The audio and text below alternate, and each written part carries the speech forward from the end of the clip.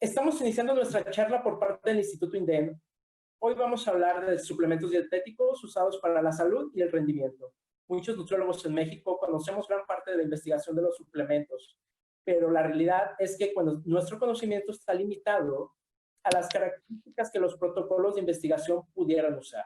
El día de hoy vamos a conocer diferentes puntos prácticos de los suplementos dietéticos usados por nuestro invitado. Es un placer para mí, de corazón, darle la bienvenida a Gustavo Esteban, médico en el Club Atlético Boca Juniors, deportólogo especializado en nutrición y suplementación deportiva de la Universidad de Barcelona, asesor en suplementación deportiva de deportistas olímpicos en diferentes especialidades, remo, canotaje, fútbol, asesor en suplementación deportiva en rugby profesional, Spiker Internacional. Bienvenido, Gustavo. Buenas noches. Buenas noches, ¿cómo estás, Irán? No, Irán no, Manuel. Bien, Gustavo, estamos muy bien aquí en México, con climas cambiantes, todo muy a gusto y esperando una charla relajada sobre tocar el tema de los suplementos como preámbulo para el webinar que va a estar en el Instituto INDEN. Sí, es el día 17 de octubre. Vamos a estar hablando un poquitito de ese tema. Muy bien, como introducción, Esteban, ¿gustaría agregar algo de los suplementos dietéticos, de lo mencionado, sobre el toque a veces de la investigación y la práctica? Sí, se puede siempre agregar. En el tema, cuando uno agrega cosas, son criterios personales, muchas veces. No necesariamente tiene que bajar un protocolo para poder opinar. Yo creo que si bien nos basamos en una clasificación internacional, hay momentos donde uno tiene que usar el razonamiento, el conocimiento y la respuesta individual de cada uno de los deportistas, independientemente del punto de donde estemos en la clasificación. Siempre, cuando hablamos de esta clasificación, estamos hablando de lo lícito, ¿sí? No, o sea, no de lo prohibido. Estamos hablando de los... Para entrar en tema, por ahí un poquito más con la gente, basándonos en la clasificación del Instituto Australiano del Deporte, los suplementos nutricionales tienen cuatro grupos diferentes. Los grupos A son los que tienen un aval científico consolidado, los grupos B los que tienen datos de buenos resultados, aunque le falta todavía parte del conocimiento científico que tiene el grupo A, pero que son proyectos de suplementos a utilizarse. Grupo C, que no hay algo que los avale, o sea, en el punto de que no hay algún aval en particular, puede ser que tengan efectos adversos, puede que no. Y grupo D, estamos hablando de todo lo que es prohibido. O sea, sacando el grupo D, manejándonos con los grupos A, B y C, en ese punto es donde por ahí el criterio personal de uso puede ser una herramienta válida para sumar a los criterios de clasificación, ¿sí?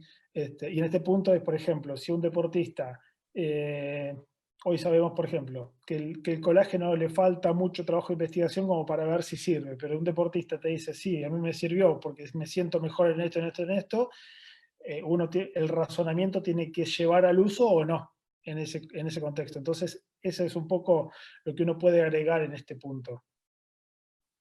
Exactamente, Gustavo, como usted dice, el razonamiento crítico que se va a aplicar sobre la individualización de un protocolo de un suplemento muchas veces no tiene que estar escrito textualmente en una investigación. Es lo que estás viviendo día a día y junto con la clasificación que usted nos menciona del Instituto Australiano Deportivo hasta el 2020, pues tenemos las 4, A, B, C y D. Bueno, sí. Gustavo, sabemos, tanto por su experiencia actual como pasada, que usted es un referente en el trabajo, conferencias de suplementos dietéticos y que el día al día ha ido sumando conocimiento propio y práctico de los suplementos utilizados, permitidos tanto por la WADA, el Comité Olímpico Internacional, y bien dicho, no hay que usarlos del tipo D por su prohibición y perjuicio a la salud que podría tenerse, Gustavo. En su práctica diaria, los suplementos, los nutriólogos y los médicos dedicados al deporte estamos invadidos de información para que compremos sus suplementos, los usemos, los recomendemos.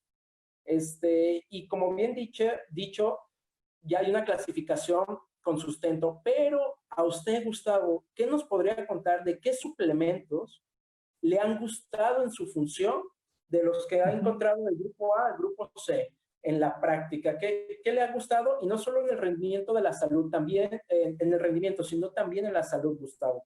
Sí. Mira, yo me baso mucho en la posibilidad fisiológica que tiene cada uno de los suplementos, ¿sí? En el criterio del conocimiento fisiológico de la respuesta. ¿A qué voy con esto? Uno cuando empieza a trabajar sobre un suplemento tiene que saber para qué sirve, ¿sí? Para qué está, para qué podría llegar a servir, ¿sí? Independientemente de la función, no de la función, sino de la respuesta que tenga en la persona, conocer la función real de ese suplemento. Entonces, en ese contexto es que uno puede decir, bueno, este del grupo C podría llegar a servirme para este efecto en esta persona. ¿Sí? Pero es conociendo el funcionamiento de la fisiología del esfuerzo. No es solamente conocer una clasificación, uno tiene que saber algunos mecanismos celulares o biológicos que permitan poder elegir uno u otro suplemento. Entonces, en ese contexto, siempre uno se va a basar sobre la respuesta que tenga, obviamente usando una clasificación. A ver, lo científico, uno se tiene que basar en el conocimiento científico para la elección, pero no puede ser fundamentalista de un trabajo o dos trabajos, ¿sí? Imaginémonos lo que dice el conocimiento científico. Te dice, la ciencia dice, por un lado hay muchos trabajos que te hablan y te dicen, bueno, este suplemento sirve para esto, esto, esto, esto y esto. Y desde el otro lado, otro trabajo de investigación te va a decir que te va a tratar de buscar de que lo que este está diciendo no sea como dice. Y resultó que lo del otro lado tenés quizás cosas que te van en contra de lo que dice la ciencia.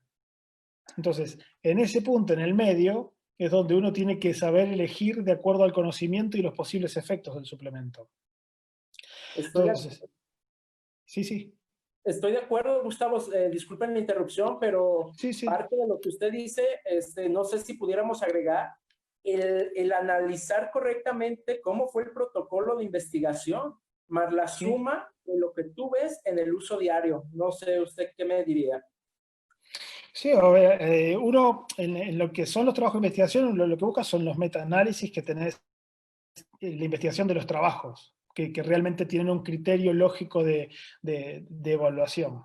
¿Sí? Entonces, en base a eso, sí, los suplementos que uno usa son los, para mí, muy conocidos, como la creatina, las proteínas, los hidratos de carbono, la cafeína, la beta-alanina.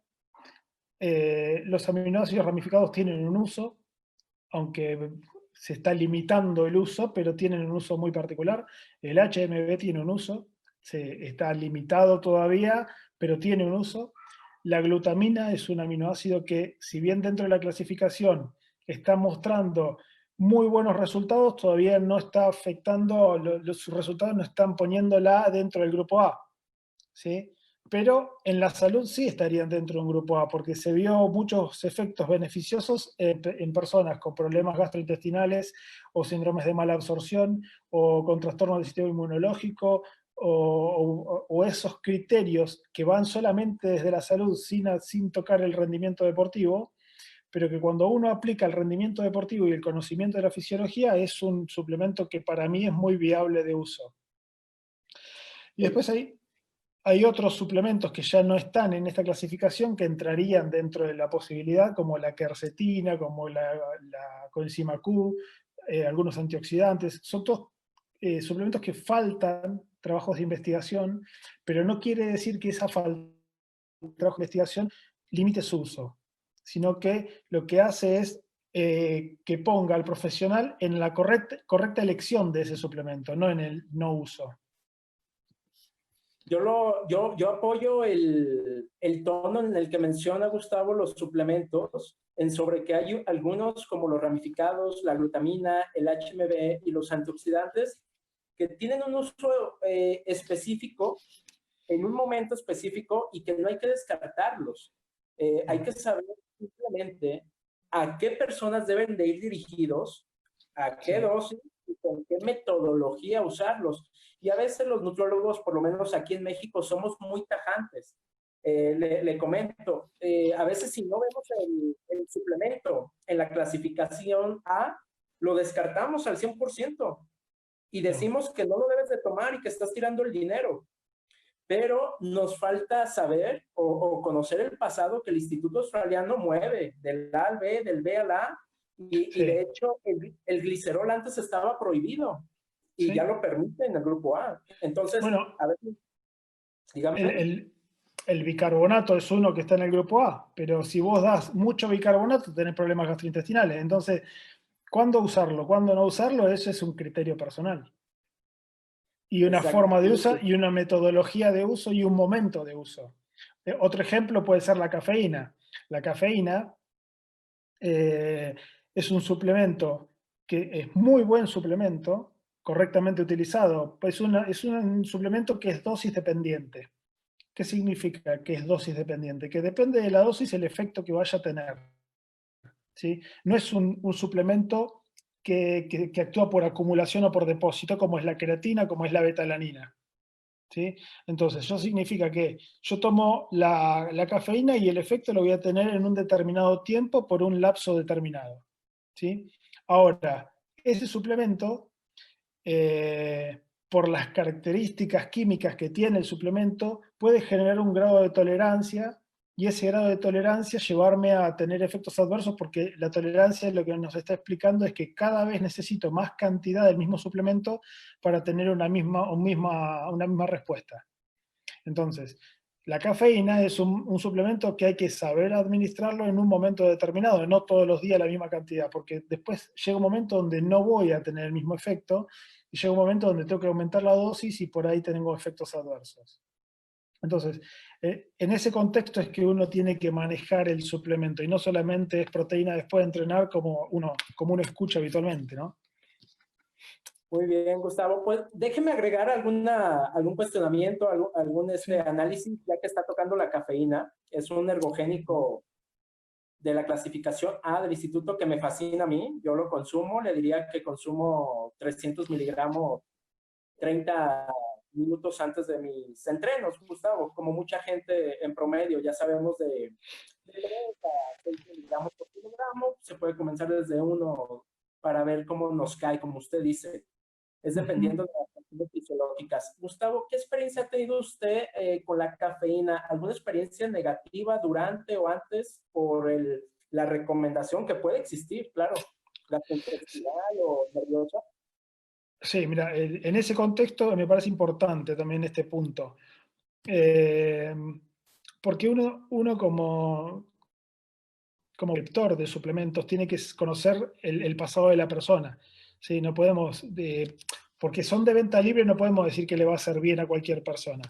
¿Sí? Hay mucha gente, respecto a la cafeína principalmente, que tiene algún problema cardiovascular que quizás no lo siente porque nunca le fue diagnosticado, entonces una persona hipertensa que toma cafeína quizás le aumente mucho más la presión arterial. Entonces, esto es un criterio ya personal también. Yo creo que la evaluación de la salud tiene que estar primera ante cualquier condición de uso, de cualquier tipo de suplemento. ¿Sí? Como decir, cualquier nutricionista o médico nutricionista que haga un examen no un examen, sino una planificación alimentaria, tiene que conocer el estado de salud de la persona. Pues yo no, a ver, si una persona tiene una resistencia a la insulina, hay cosas que no las puede tomar. ¿Sí? O no se puede suplementar con un ganador de peso, por ejemplo. ¿Sí? Muy bien, Gustavo. Entonces, y después otras situaciones son, la creatina sabemos que no tiene efectos adversos ante función renal y hepática normal, pero esa persona, si tiene una función renal alterada, quizás la creatina no le haga tan bien, porque eso no está tan estudiado. ¿Sí? Sí, tiene toda la razón. El conocer el expediente clínico del paciente es básico antes de recomendar, no se diga de usar un suplemento dietético, más porque sabemos que cualquier suplemento lamentablemente sucede, usted ahorita lo puntualizó, son de libre venta. Sí. Pueden, por lo menos aquí en México, la legislación sobre suplementos dietéticos es muy ligera sobre demostrar los bromatológicos, la limpieza, la calidad.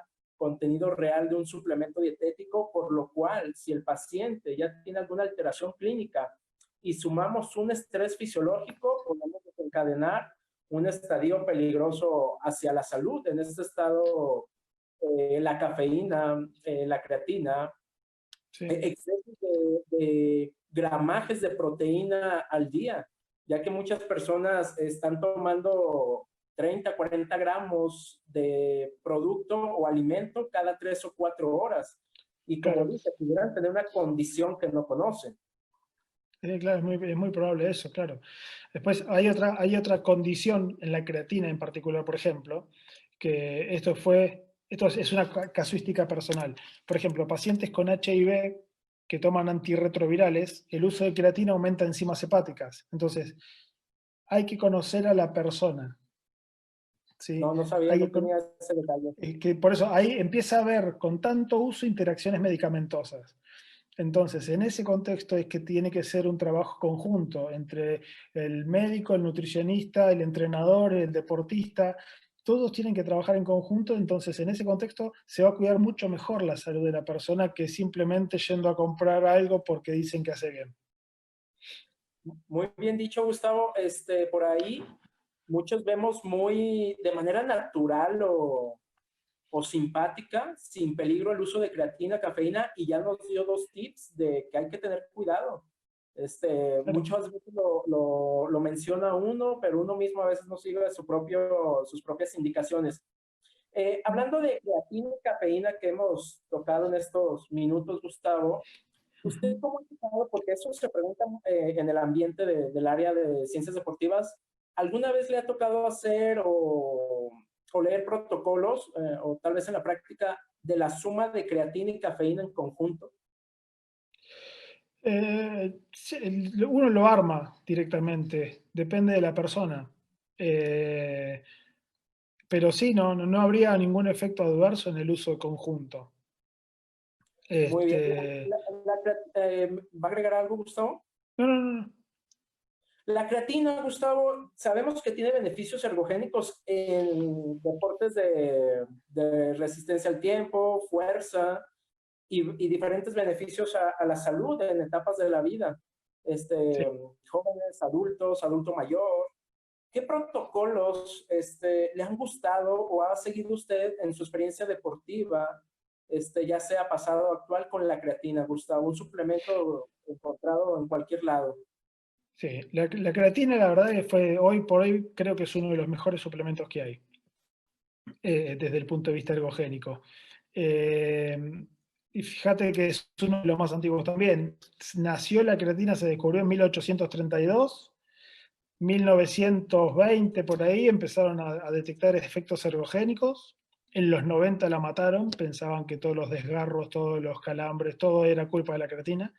Y hoy por hoy, todos los trabajos de investigación que existen no muestran efectos adversos de este tipo. Entonces, es lo que hablábamos hoy al principio de lo dinámico que es todo, de que no nos tenemos que leer, que por haber leído un trabajo de investigación, decir si hay que usarlo o no hay que usarlo. Esto pasa con la glutamina también, o sea, por ahí no tenés datos de que te digan, sí, hay que usarlo porque sirve para tal y tal cosa en el rendimiento. Un deportista que le sirvió ya basta para usarlo. ¿Me entendés? Entonces, sabiendo, por eso yo remarco mucho el conocimiento previo de cada uno de los suplementos y la función que tienen. ¿Eh?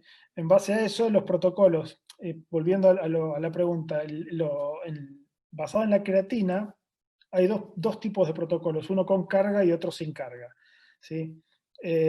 Particularmente me gusta más usar el que no usamos una carga, por una cuestión de que el efecto no es tan brusco, entonces no hay un aumento de peso tan importante como usando la carga. La carga de creatina, para que la gente entienda, es usar creatina aproximadamente 25 gramos por día durante 5 a 7 días, dividido en 4 tomas. Eso es una carga de creatina. Y después se usa una dosis de mantenimiento que va de 0,03 a 0,7 a 1, de 0 hasta 0,1 gramos por kilo de peso. Es decir, una persona puede estar tomando entre 2 a 8 gramos aproximadamente de creatina sin efectos adversos en absoluto, dependiendo siempre de la situación para la cual se prescriba. particularmente yo prefiero no hacer la dosis de carga, directamente empezar con la dosis de mantenimiento, por una cuestión de que los efectos son progresivos y acompañan al sistema de entrenamiento, acompañan las adaptaciones del entrenamiento. Entonces, no es que el cuerpo se tiene que adaptar por el cambio celular que produce la creatina, sino que va acompañando todo el tiempo al trayecto de ese rendimiento. Y después, otro de los beneficios que uno encuentra en la literatura sobre esto es que, cortado el momento de uso de la creatina, dura más tiempo cuando no se hizo la carga. O sea, los depósitos tardan más tiempo en bajar.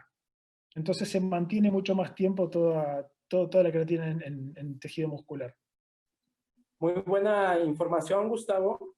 Yo sé que varios que han de estar viendo el video y que lo van a ver, gustarían que le preguntara mil cosas de la creatina, que sí se combina con cítrico, cuántos hidratos de carbono, antes o después, que hay problemas sobre la hidratación intracelular que se puede dar, pero también recordemos que hay muchos puntos que vamos a ver en el webinar con usted. Entonces ahí sí. Es donde uno ya puede descargar toda la información, compañeros, ¿eh? No se me desesperen. Yo sé que tenemos a un experto que quisiéramos sacarle toda la información en 5 minutos, Gustavo. Gustavo, pues mire, hemos tocado un poco la cafeína, la creatina. Ahorita aquí en México también está de moda. En México está de moda suplementos que empiezan a utilizar nitratos de vegetales, principalmente de betabel. Por su efecto vasodilatador y en teoría tiene un aporte nutrimental acelerado y mejorado en la célula. Conocemos ya... Lo que es, ¿estamos hablando de los precursores de óxido nítrico? No, de ahorita un estimulador, sí, mejor dicho sí, un estimulador de óxido nítrico, nitratos de betabel. Específicamente, ahorita si gusta tocamos la citrulina y la arginina.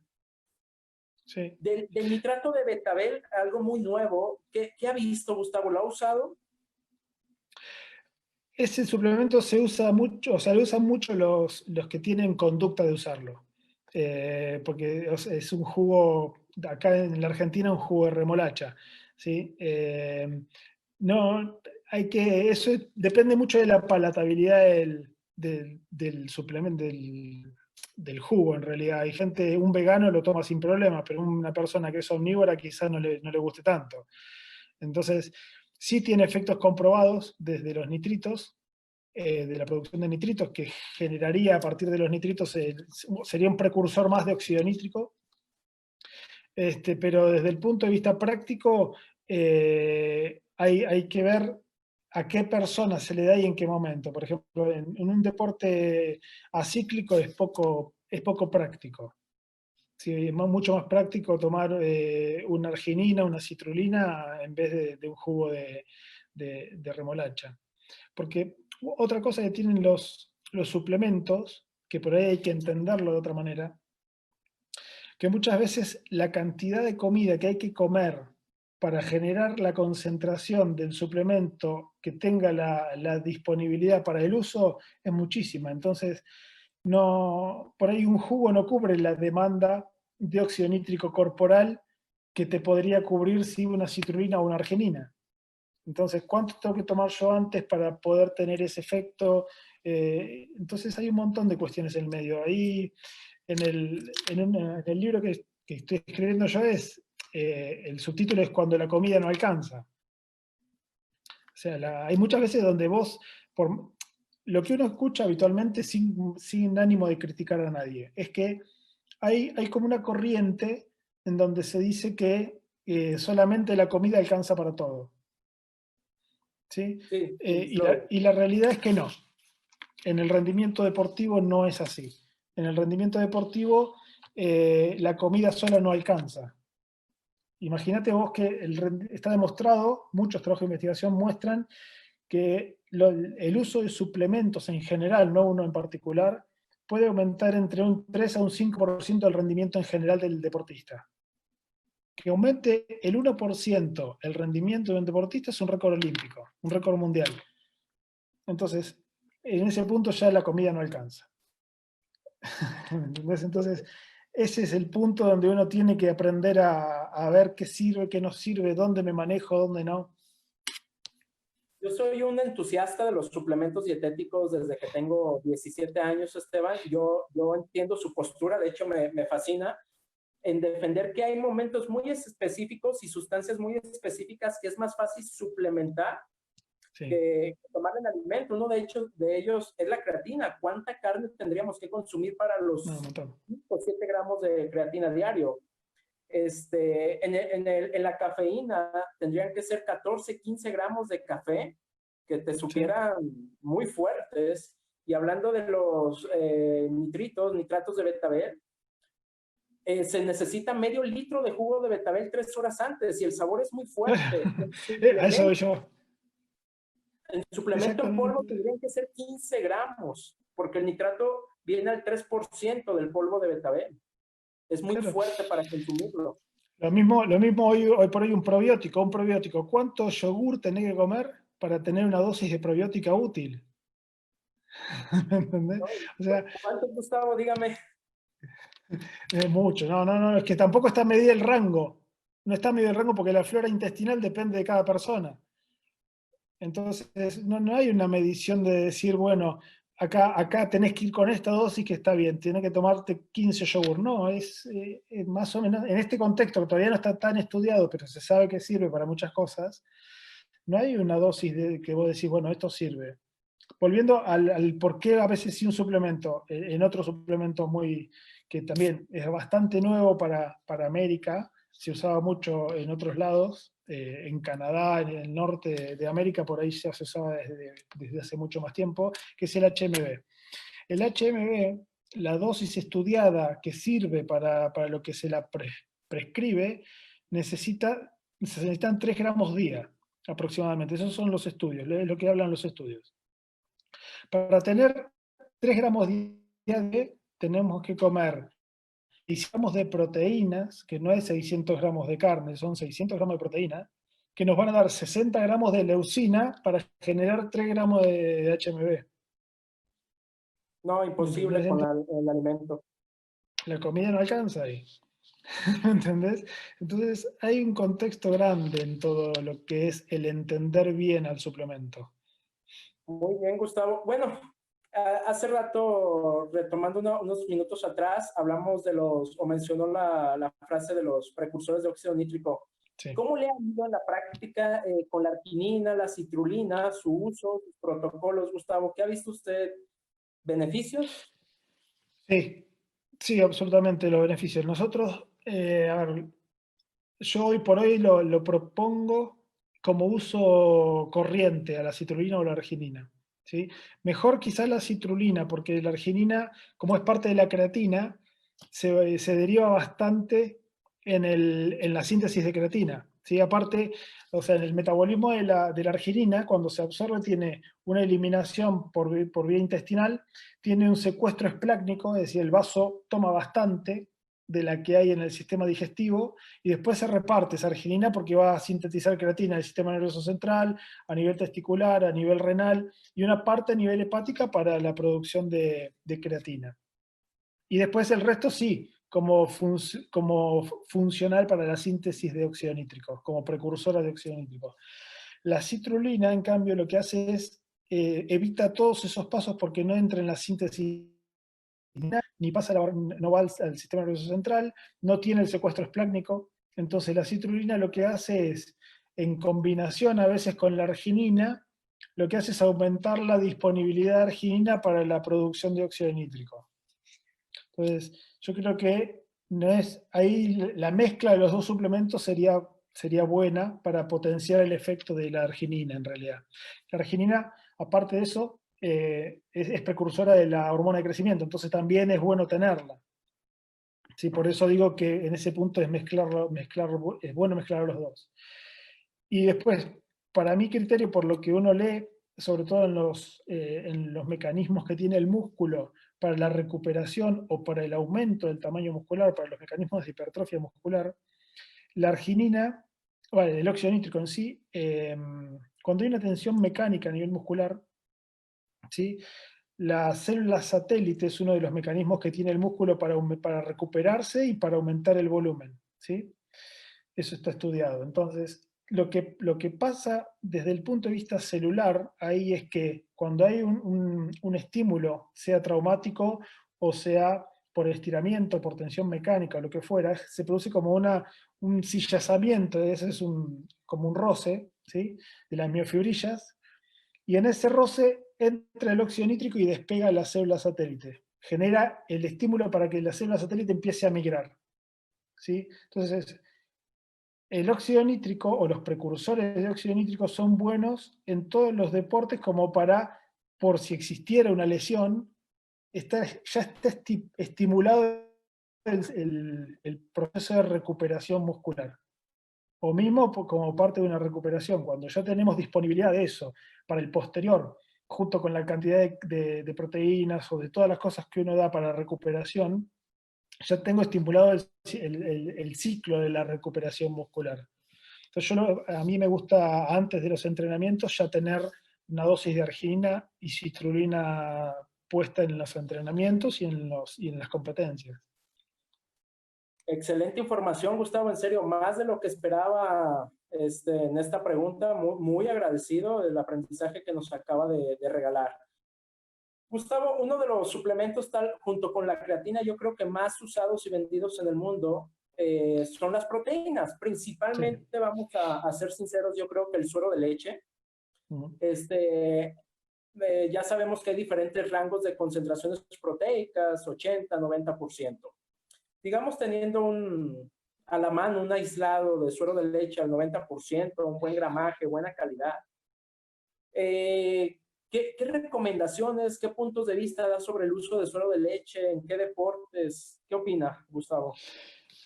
Eh, para mí la proteína, o sea, yo le doy mucho más usos que en el deporte a la proteína, a los suplementos de proteína. Ahora te voy a explicar cada uno de lo que pienso, por lo menos. Hay dentro de lo que son del suero de la leche, proteína y el whey protein, ¿sí? El whey protein es el que nos genera, a partir del uso, una biodisponibilidad muy rápida. ¿Qué significa biodisponibilidad? Significa que el tiempo en el cual se encuentra presente en el lugar para el uso es corto, es rápido. O sea, rápido tengo una cantidad de proteínas a nivel del músculo como para que se pueda usar, ¿sí? Lo que me está dando la pauta de que un whey protein es bastante soluble a nivel del tracto gastrointestinal. Entonces tengo una buena absorción y una rápida disponibilidad. Eso para una recuperación post-esfuerzo o post-entrenamiento de cualquier tipo de deportes no está mal. La caseína en particular tiene una gran diferencia para la gente. El whey protein el whey es el suero, es la parte transparente de la leche. La caseína es la parte blanca, ¿sí? Bueno, la parte blanca lo que hace es que tiene menos absorción, menos posibilidad de absorción que el whey, que el suero. Forma como unas micelas que se llaman a nivel del estómago, entonces tiene un más lento recorrido en todo el tracto gastrointestinal. Esa situación lo hace muy buen suplemento para una recuperación o para gente que tiene que bajar de peso.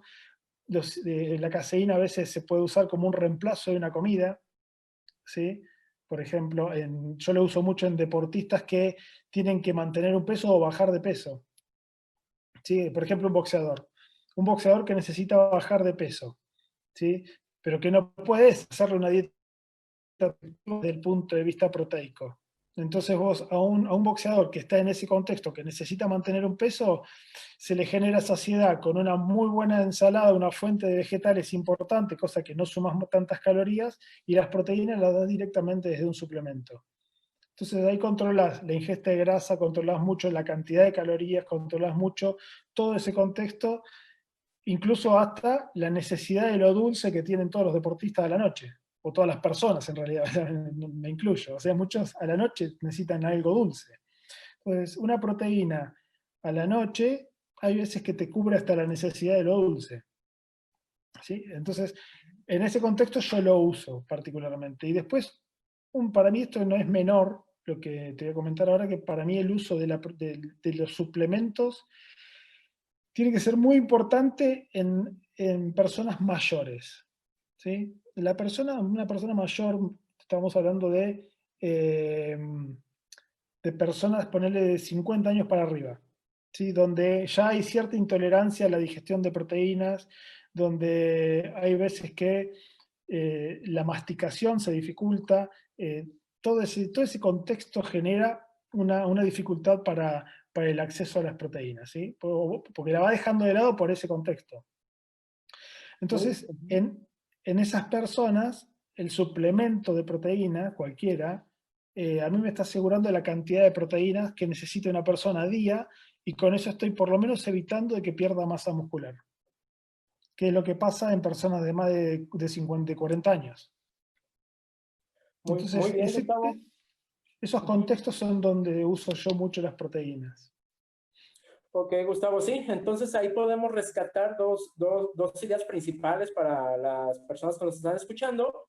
La diferencia de la caseína, caseinato con el suero de leche es la velocidad del vaciamiento gástrico, la velocidad del Sí, aporte de aminoácidos a la célula muscular en la recuperación, por lo cual el ujú, suero de leche es de mayor uso después de los entrenamientos. sí, La caseína se utiliza, como usted dice, para que la persona tenga tiempos de alimentos más prolongados y consuma menos calorías. De 4 a 6, 8 horas es el vaciamiento gástrico de la caseína o caseinato. sí, Y sí, que no solamente se utiliza en el rendimiento deportivo, sino en la salud. El adulto sí, mayor aquí en México es beneficiado de la suma del suero de leche y del HMB. Es muy conocido los productos que usted en un momento, semanas pasadas, me mencionaba sobre que a usted le gusta un protocolo de separación de sustancias por el peso sí. molecular, de disponibilidad, que eso esperemos que se toque en el webinar. Aquí vamos a dejarlos con la idea a la clientela. Gustavo, de los últimos suplementos para el rendimiento deportivo, antes de tocar ligeramente el objetivo de la salud, los antioxidantes, Gustavo, vitamina A, E, C, ¿qué opina? ¿Cómo los usa? ¿Qué dice? Eh, yo en particular esos cuando hay una muy buena alimentación, eso está bastante cubierto. Todo lo que son antioxidantes, todo lo que son minerales, vitaminas, todo eso está bastante bien cubierto. Eh, sobre todo los que son las hidrosolubles. Las liposolubles quizás puede haber alguna carencia en algún punto de algún lado. Dentro de todas, la vitamina D me parece que es una vitamina, está subdiagnosticada el déficit de vitamina D. O sea, hay mucha gente que no sabe que tiene un déficit de vitamina D porque no está diagnosticado. Y eso me parece que dentro de todos los que son antioxidantes o vitaminas que actúan en el sistema inmunológico, como la vitamina D, en el metabolismo del calcio, del hueso, en el metabolismo muscular, en el desarrollo muscular, todo eso, la vitamina D es creo que uno de los más importantes, conocidos obviamente con respaldo, pero creo que hay un poco diagnóstico de déficit. En ese contexto es que me parece que volvemos a lo que dijimos hace un rato. Acá el trabajo interdisciplinario me parece mucho más importante también, porque acá estamos hablando de salud también. Un déficit de vitamina D va en detrimento de la salud, no va a favor de la salud. ¿Sí? Entonces sabemos hoy que con 15 a 20 minutos de sol todas las mañanas sin protección tenemos la síntesis en teoría justa como para el uso de vitamina D. Pero por otro lado tenemos que desde que prendemos la televisión a las 7 de la mañana te están diciendo que no tomes sol. Entonces hay que Sí, saber tiene toda la también razón.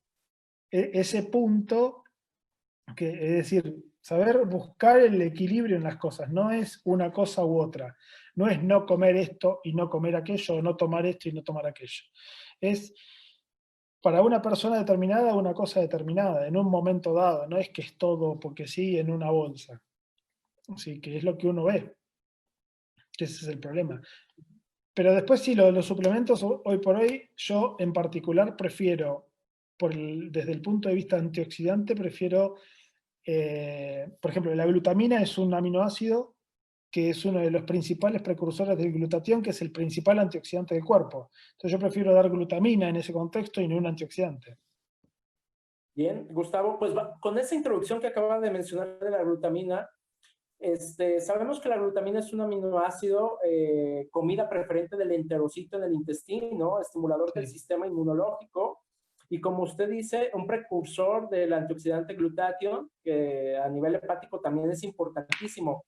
sí. Tres suplementos, Gustavo, que a usted le guste mencionar para la salud en general, un atleta joven o un adulto mayor, que usted vea un beneficio ergogénico. Las proteínas, creatina, la glutamina, esos tres seguros. Y después podemos meter, si querés, la betalanina y los precursores de óxido nítrico. Para mí esos suplementos son parte de un todo. Excelente, Gustavo.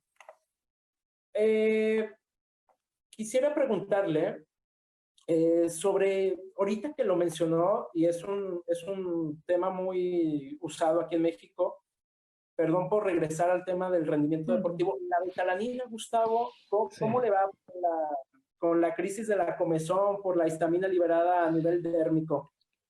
A ver, ese punto lo que encontramos sacarlo es cuando dividís mucho la dosis. Como es un suplemento de depósito también, no es un suplemento dosis dependiente. ¿Sí? Como la betalanina se deposita en los tejidos para generar carnosina, el depósito es de carnosina, ¿sí? Entonces la betalanina lo que hace es mantener una concentración para la síntesis de carnosina. Cuando están todos llenos los depósitos, ahí después es una cuestión de mantenimiento.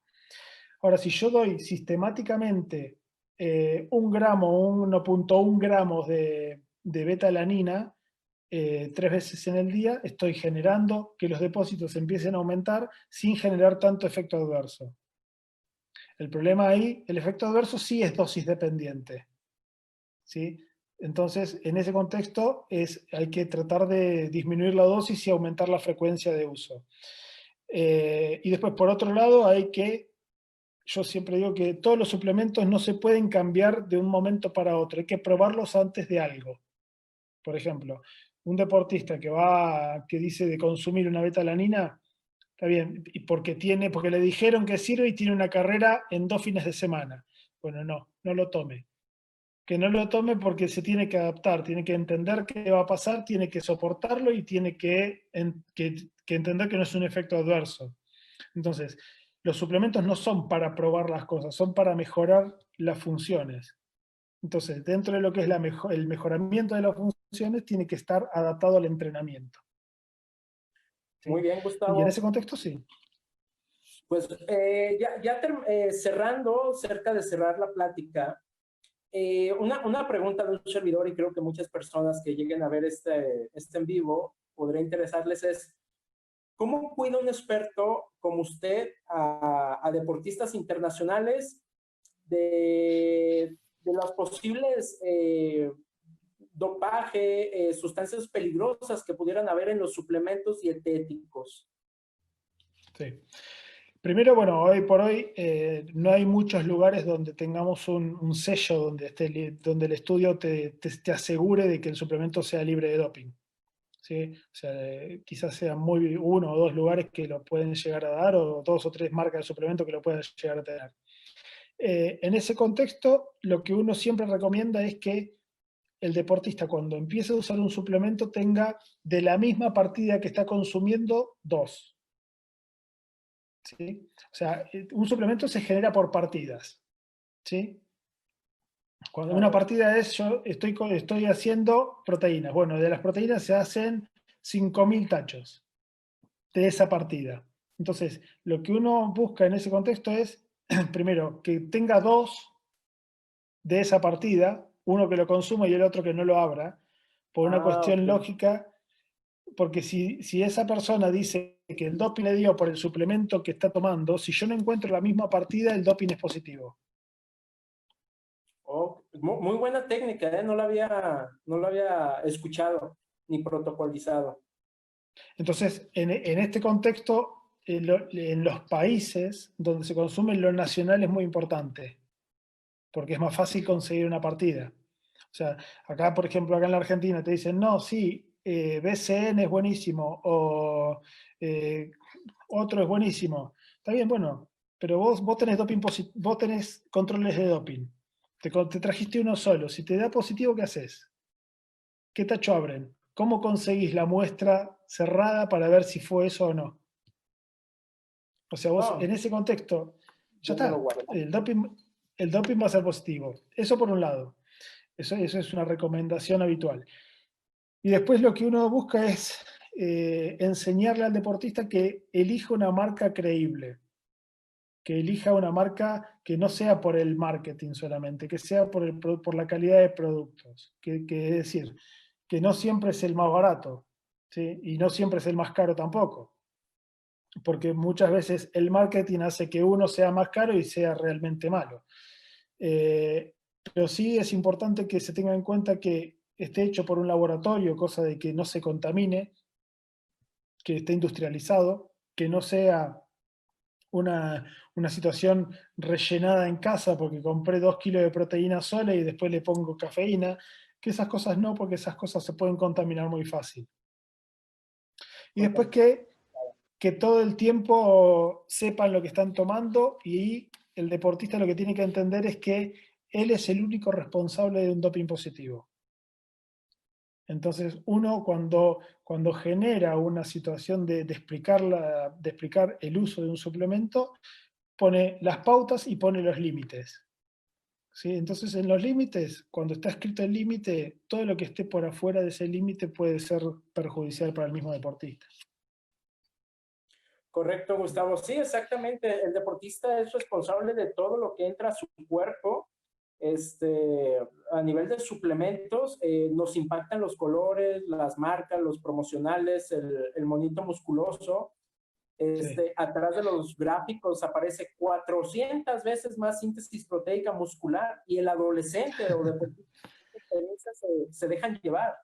Y sí, hay que tener mucho cuidado. Hoy en día, a mí me toca leer en las redes sociales deportistas que han perdido sus medallas, sus clasificaciones, competencias por dopaje positivo, por el mal uso de suplementos que venían con una muy mala calidad, o simplemente tocando el sí. tema de la alimentación que no la han cuidado. Gustavo, algo que guste agregar para finalizar el tema de suplementos y vemos alguna pregunta de algún invitado. Sí, no, yo por ahora, yo creo que esto está bien. O sea, hay mucho para aprender de los suplementos. Yo creo que se viene en un futuro no muy lejano, el uso de suplementos va a ser mucho más importante que el actual, desde el punto de vista de la salud, desde el punto de vista del rendimiento deportivo. Este, pero para eso creo que hay que entender que es necesario otro tipo de conocimiento. ¿Sí? Es otro tipo de conocimiento que es un poco biológico. Hay que entender del entrenamiento, hay que entender al deportista, hay que vivenciar a veces el entrenamiento para ver qué se siente. Este, y a partir de ahí, sí, empezar a tener en cuenta el uso de suplementos. Y creo otra cosa importantísima para mí también, lo que te decía hoy, que el trabajo interdisciplinario va a ser y es para mí la herramienta a un mejor trabajo y a un mejor rendimiento de la persona y un mejor trabajo en general. No por ser médico, pero yo creo que el médico tiene que estar en el inicio de todo esto y tiene que entender de suplementación, porque los médicos hoy por hoy la suplementación te dicen que no hace falta o que no se puede tomar, te dicen no, no tomes creatina, tenés que descansar. No leyeron. O sea, la respuesta es esa. O sea, cuando un médico te dice, no, que no tome creatina porque le va a hacer mal porque tiene 15 años. No existe ningún trabajo científico que diga que no se puede. Sí, Incluso perdóname, incluso hay trabajos de investigación hoy en chicos, ¿sí? Que están hablando de uso de creatina en chicos con alteraciones del sistema nervioso central y sin efectos adversos en chicos. Entonces, es poner por desconocimiento algo que no va. ¿sí? Pero es el desconocimiento lo que lo hace. Pasó con el CrossFit, por ejemplo. La medicina mató al CrossFit. ¿Por qué? Porque pues se rompía la gente, pero no es por el CrossFit que se rompe la gente, es porque la gente lo hace sin técnica, o porque lo hace cansada, o porque lo hace sin comer como corresponde o deshidratada. Pero no es el CrossFit lo que rompe a la gente. Entonces, no es la actividad física, es el cómo se hace algo. Tiene toda la razón, Gustavo, que no, con ese cierre que acaba de mencionar. Muchas veces la falta de enfoque que uno tiene en una área y querer opinar cuando no tienes ese enfoque, ese conocimiento, es muy peligroso al resultado de una persona, ya sea que realice o no alguna actividad física programada. Sí, tiene razón sobre los médicos, sobre el CrossFit. Este, yo sinceramente estoy muy agradecido con todo el aprendizaje. Vaya que amo el tema de los suplementos. Y en esta charla que tuvimos de aproximadamente una hora, he escuchado un conocimiento que inmediatamente pienso seguir buscando y aplicando. Gustavo, usted será próximamente ponente en la plataforma INDEN con el tema de suplementos dietéticos en deportes de conjunto, entre comillas, fútbol, por Sí. actividades actuales. Esperemos que la gente se inscriba, le haya gustado la charla del día de hoy y estén en contacto con usted próximamente. Esperemos que nos visite aquí a México. Por favor, Sí. Gustavo, tiene la palabra. Usted díganos. Bueno, sí, la verdad un gusto poder ser parte del instituto con ustedes, para mí. Este, obviamente yo hace 15 años que me dedico a la suplementación deportiva y por eso quizás la entienda. Yo no me voy a poner a operar un cerebro cuando nunca lo hice. Entonces, en ese contexto creo que es lo que dije siempre, es decir, cuando uno se dedica a una cosa entiende las cosas de otra forma y las puede aplicar de una manera diferente. Yo no soy partícipe del no absoluto o del no porque hace mal porque un artículo dijo que no. O sea, cuando discutimos de biología podemos discutir de biología, pero si alguien discute de filosofía, yo ya en una filosofía de cualquier persona no puedo entrar. ¿Me entendés? Entonces, creo que eso es importante, entender la biología para poder aplicar bien el conocimiento y el uso de los suplementos. Y bueno, ya que estamos, lo que digo es, la idea es que estamos hablando con ustedes y con otra gente, es si es este año o el año que viene próximo, yo estaría llevando el libro de suplementación que estoy terminando. Y bueno, la idea es ver si también se puede hacer algo, si esta pandemia nos deja hacer algo presencial como para mostrar un poco más de qué se trata todo este tema que para mí es apasionante. Gustavo, muchas gracias. En serio, de corazón esperamos que esté aquí en tierras mexicanas. Bienvenido a su libro y le deseo lo mejor de aquí hasta que lo vea. Un abrazo, muchas gracias a todos los que participaron y van a Muchas, participar. muchas gracias a todos. Hasta luego.